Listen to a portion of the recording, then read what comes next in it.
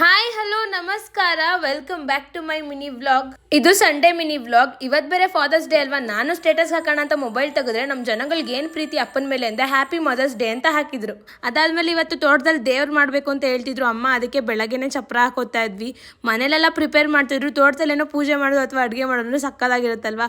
ಉಪವಾಸ ಇರಬೇಕು, ಅದಕ್ಕೆ ಎಲ್ಲರೂ ಎಳ್ಳೀರನ್ನ ಕುಡಿತಾ ಇದ್ವಿ. ನಮ್ಮ ಅಮ್ಮ ಇಲ್ಲಿ ಅಡುಗೆ ಮಾಡೋದಕ್ಕೆ ಅಂತ ಒಲೆ ಎಲ್ಲ ಹಾಕೊಂಡು ರೆಡಿ ಮಾಡ್ಕೊಂಡಿದ್ರು. ಮತ್ತೆ ಇಲ್ಲಿ ದೇವ್ರ ಹತ್ರನೂ ಕೂಡ ಎಲೆ ಹಾಕಿ ಅಥವಾ ರಂಗೋಲಿನ ಹಾಕಿ ರೆಡಿ ಮಾಡಿದ್ರು. ಈ ವಿಡಿಯೋನ ನಾನು ಲೆಂತಿಯಾಗಿ ಒಂದು ಯೂಟ್ಯೂಬಲ್ಲಿ ಅಪ್ಲೋಡ್ ಮಾಡ್ತೀನಿ.